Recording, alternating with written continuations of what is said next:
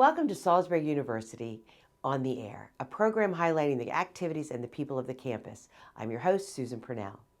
Over the past 2 years, the COVID-19 pandemic has put a strain on all of us, mentally, physically, and emotionally. For many, the economic impact was difficult as well, particularly for small business owners like myself. Recently, Salisbury University's Business and Economic and Community Outreach Network, also known as Beacon, along with the Eastern Shore Regional GIS Cooperative, or ESRGC, collaborated on the Eastern Shore Business Sentiment Survey to gauge the feelings of business owners on the shore. Here to talk about the survey and its results are John Hickman, Director of Beacon, and Erin Silva, ESRGC Project Manager. So welcome, John. Thank you, Susan. It's great to be here today. Great to see you. So tell us a little bit about Beacon. How is it associated? What is it? And how is it associated with SU? Okay, so Beacon stands for the Business, Economic, and Community Outreach Network at Salisbury University. So Beacon is an outreach entity for the Purdue School that works with businesses, governmental entities, other people in the community to do applied research related to economic development, the overall business community, sentiment, forecasts, those type of things for the community and sponsored program. We do that through both our own regular staff, but also through experiential learning for graduate and undergraduate students who have a chance to apply what they're learning in the classroom to real-world projects that we're doing, such as this business sentiment survey. Mm-hmm. So let's talk a little bit about this business sentiment survey that I think you and the ESRGC, which is the Eastern Shore Regional GIS Cooperative. Cooperative. Yes. I knew I was going to forget the last one. Cooperative did together with, I think, some other economic professionals from the area. What was this sentiment survey? What is a sentiment survey? And why is it important at this time? Right. So I'll go back. So we did this in partnership with the Midshore Regional Council and the Tri-County Council of the Lower Eastern Shore, along with economic development departments in the region. So this was a way of partnering with them to look at what are conditions. And this is an outgrowth of a project that they're doing on looking at the impacts of COVID in our community. So a business sentiment survey is a way of looking at qualitatively what do business owners and business professionals think about in their current conditions and their expectations looking forward. What's really important about this is there are other sentiment surveys that happen. So in the regional being a multi-state area around us, and nationally, we can pick up this data. But there's really no way that our local economic development professionals have a way of knowing what's really happening here on the Eastern Shore. So this gives us a way to study that and give them a look of what are concerns for business owners and what do they think about the conditions around, and allow them to have a quicker and more accurate response to conditions locally. Now, I know that you polled these people twice. What were the answers in terms of the differences between the answers between the beginning of the 6 months and the end of the 6 months? Okay, so we surveyed respondents. Business owners were still generally optimistic. There was a decline in optimism looking at in that 12-month period from the June survey, but businesses were still generally optimistic. And as we looked at how they changed their views, they moved from being optimistic to neutral. Was the general change. So the negative conditions didn't go up, but those that were maybe more optimistic or optimistic in general moved to a generally neutral condition. So over this, review for me exactly the time period. June of 2001. June to December of 2021. I mean. Yeah, June of 21 to December of 21. Okay, so you can that look recent at that we're talking about. Yeah. So you're looking at a 6-month period. So we'll be doing this again in another 6 months. So we can study their views as it evolves over time. So the good news was that they were generally optimistic, at least in June, and then neutrally. So they were optimistic, but less optimistic. Less strongly optimistic. What other things did you find?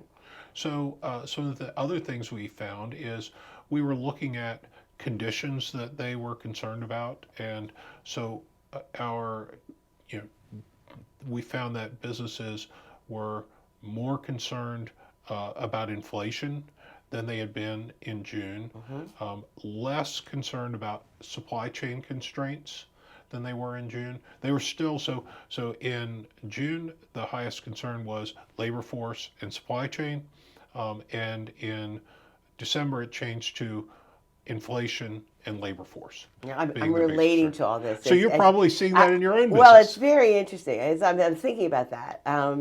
So you're right. In June, will I get enough product to sell in December at Right. Christmas, which is our big time in the jewelry industry? And then in December, I was like, can I afford to buy the new products because gold is going through the roof? Right, So it's exactly how I have yeah, and felt. so that's the sentiment across industries that Yeah. people are seeing, and also you probably the other thing on supply chain, from June it was a new shock to the business owners. Between then and December, they'd had an opportunity to start looking at what are substitute goods, what are other sources they might find. So the adaptability of business is starting to show by December. Still supply chain concerns. That was still number 3. But what they're now seeing is, okay, we still have labor force issues, and our prices are going up, and we're expecting those prices looking forward to go up. Yeah, and we are. Yeah. And so we're seeing that now. Yeah. But your average consumer is seeing fuel costs up, Everything going. cost of housing up, and so Food. the food's up. So for the business owners, the same thing. That fuel cost translates to the cost of getting the materials there, the cost of getting their materials back out to their customers, the cost of food. They're seeing that really sort of translates more. So in the hospitality industry, that's directly onto their bottom line. Sure. So we've seen that in the hospitality industry. Yeah. Restaurants adjusting their menus because they say, we can't pass on the total cost of this, and particularly high demand items, That's absolutely right. Beef. We can't pass that on to our consumers, so we're looking at substitute items. I know. Yeah. I Yeah. hear you. Right, yeah. I mean, we look at buying things that have a little more silver than gold in them because gold is now $2,000 an ounce, and which I knew it would probably hit eventually. Right. Particularly in war times, you find that people will invest in gold until gold goes up. Right. But you have to change the way you look at your business when you have this kind of inflationary situation going on. So as a result of this sentiment survey, do you think people expect things to continually improve from this point? So we drilled in to ask people specifically about the industry that they were in versus the general.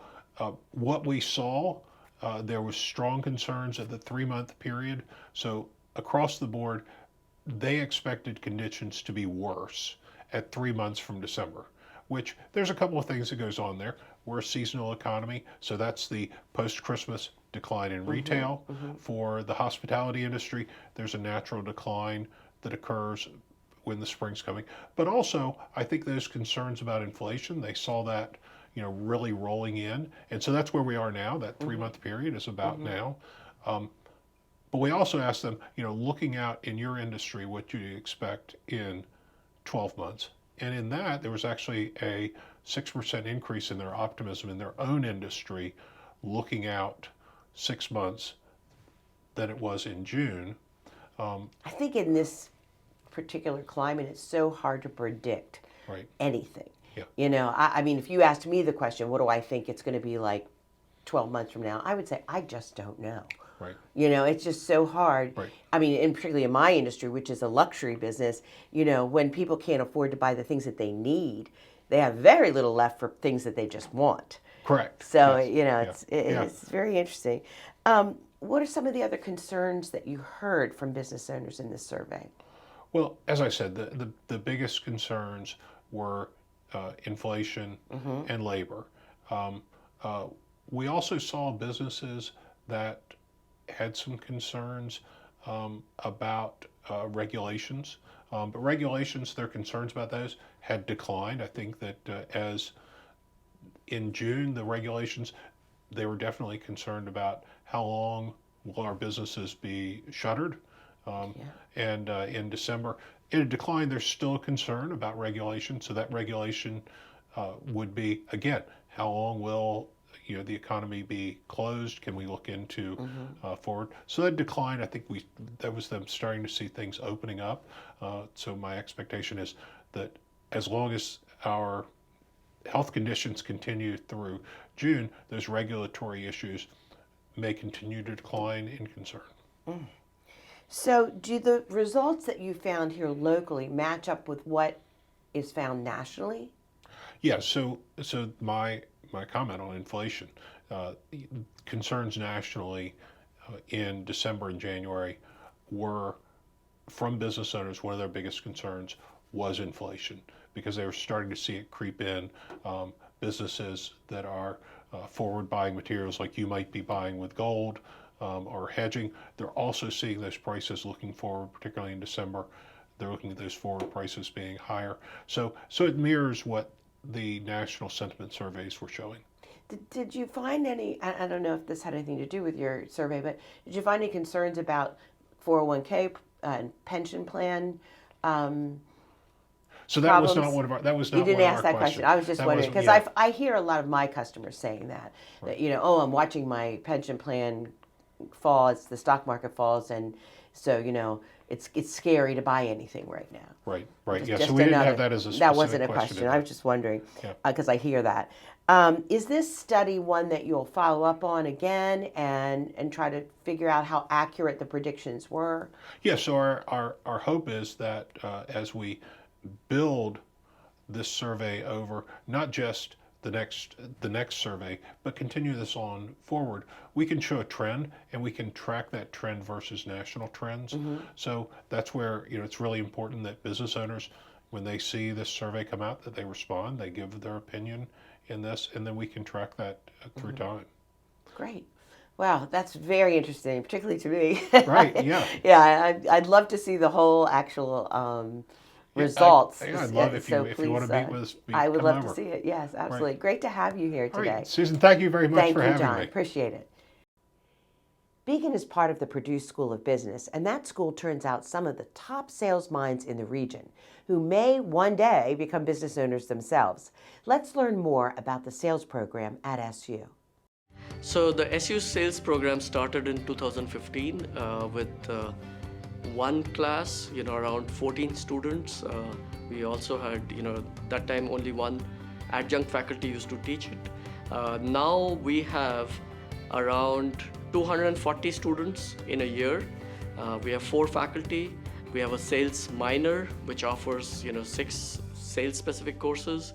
We do offer now 2 internal sales competitions. We have elevator pitch competitions. We have around 90 sales minors, every year. So the sales program, it has come a long way from what it was. We are also one of only 27 universities in the country which are members of the University Sales Center Alliance, which is a group of universities which have been accredited having the top sales programs in the country. So out of 5,000 universities, to be part of only 27 which have well-recognized programs is a great testament to the students and the faculty and the staff who have made it happen. So our goal is to introduce the students to all these opportunities, help them meet the students, help them meet the companies in different settings, and most of our students have got jobs. I think that's primarily the reason why the program has grown so much.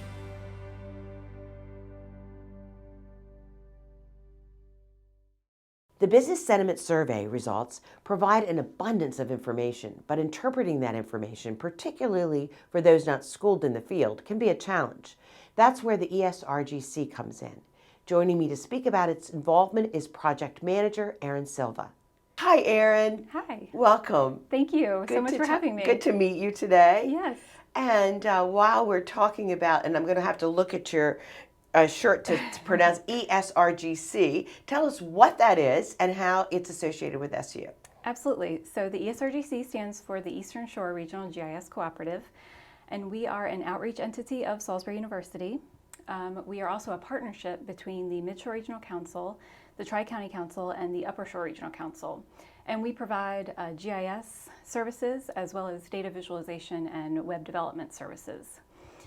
We are a team of 9 full-time professional staff, so we have a wide range of skills and specialties, and we are all SU alumni.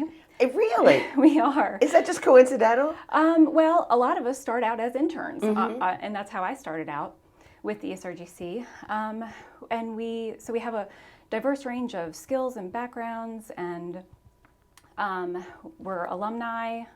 Our offices are located downtown on the Salisbury Downtown Plaza in the SU Downtown Gallery building. We have an internship program that we are very proud of. It's very active. To date, we have found paid internship experiences for over 200 SU undergrads. Oh, that many. And That's a lot. It is, yeah. So some of that is directly within our offices, and then others are placed throughout the region in other GIS offices, which is great for both the student and the offices that they're placed in. We also have partnered and continue to partner with many SU departments on lots of different projects, GIS, web development, and data visualization. Like with Beacon. Exactly. Right. Exactly. As we just talked about with John. Now, people mostly think of geographic services as a mapping kind of thing, but you also deal with a lot of data. Tell me a little bit about other projects that you're doing besides, we're going to get into the business sentiment survey, but besides that, other projects that you have worked on.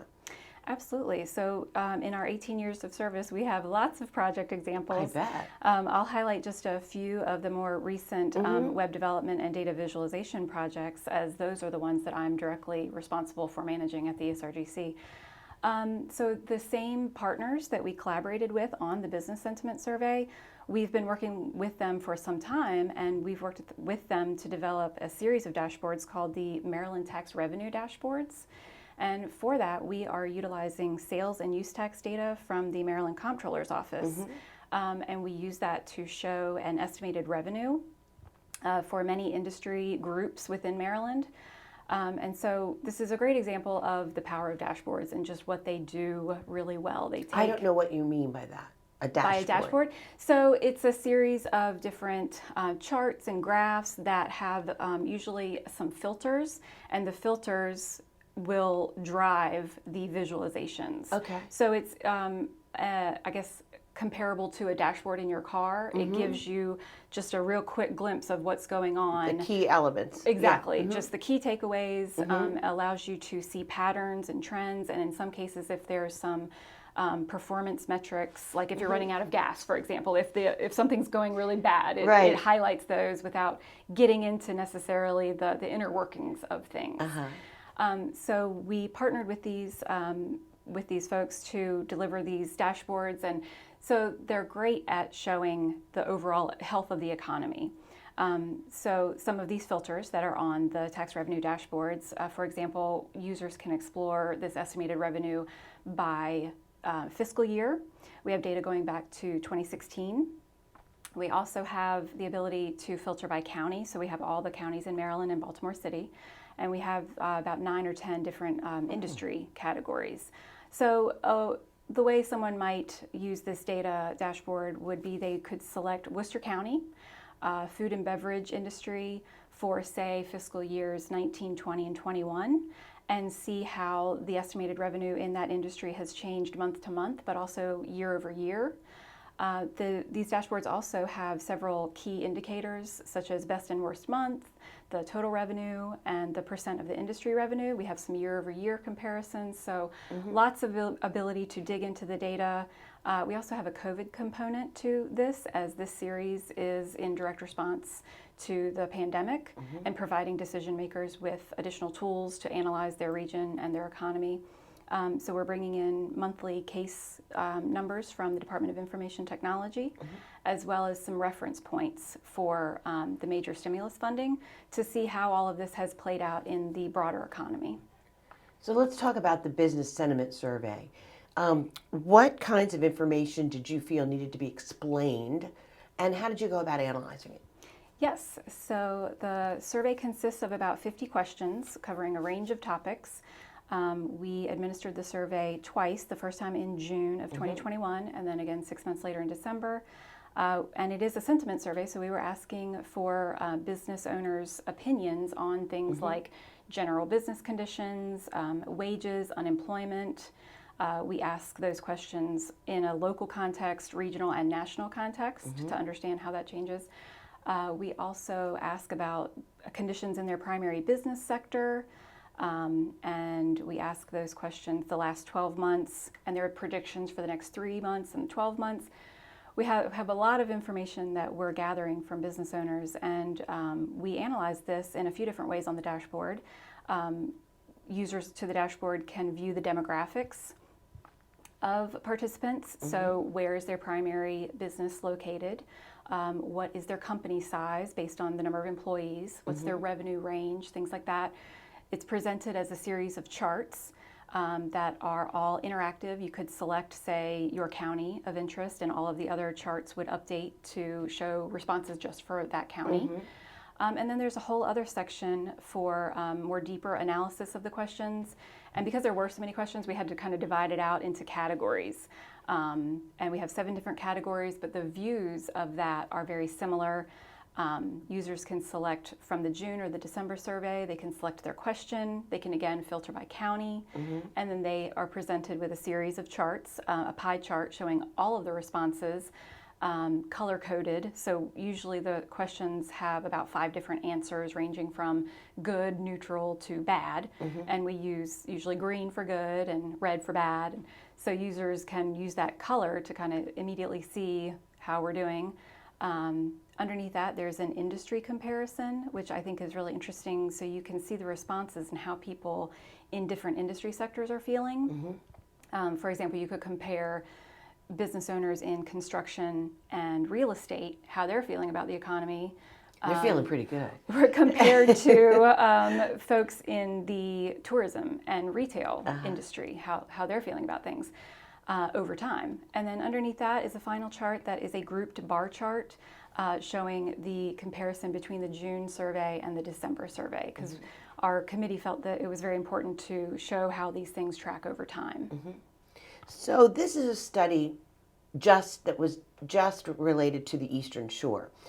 Can you get more? I think you hinted that you can get more specific, like you can go by county or by city. Is that right? Not by city. But by county? You can filter by county. Yes, Okay. and it is representative of the Eastern Shore. In the June survey, it was extended first to businesses in the Midshore, so that's Caroline, Dorchester, and Talbot. And then in the December survey, we extended that to the Lower Shore, so Somerset, Wacomico, and Worcester. And now in our upcoming May survey, we're going to extend that to the Upper Shore, so Cecil, Kent, and Queen Anne's. So if someone like me wanted information about the survey, where would we go to see it? Yes, you can go to, as always, you can visit our website at esrgc.org, or you can reach them more directly through the Delmarva Index, which is delmarvaindex.org. When you say reach them indirectly through that, you mean you would go to that and then hit on ESRGC? Yes, the Delmarva Index will just give you a more direct access. Our ESRGC website has all of our projects, GIS and everything, but if you wanted a more direct access, you could go through. And anyone can have access to that? Yes, so the business sentiment dashboards, I will say the ones that I was describing are more for our power users. They were developed more for our economic development directors and our regional directors to digest and analyze and communicate that information to other leaders. But we do have a series of publicly accessible products, including an infographic and a wonderful summary of the takeaways from the survey that Beacon put together. I think a lot of people would be interested in that. Yes, absolutely. So they just go to your website and read. Yes. All right, great. Thanks, Erin. That's so interesting. Thank you very much for being here today. Thanks for having me. It's hard to believe that the spring semester is winding down soon, but there are still a number of cultural and educational events coming up. Let's take a look at what's happening.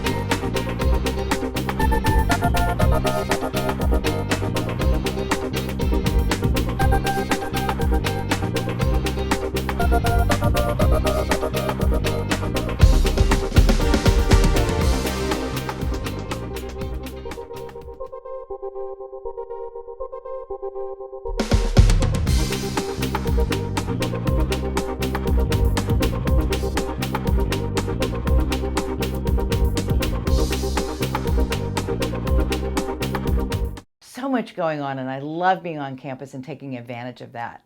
I'd like to thank my guests, Dr. Michael Scott, Dean of the Richard A. Henson School of Science and Technology, and Alan Kohler, Assistant Vice President for Enrollment Management.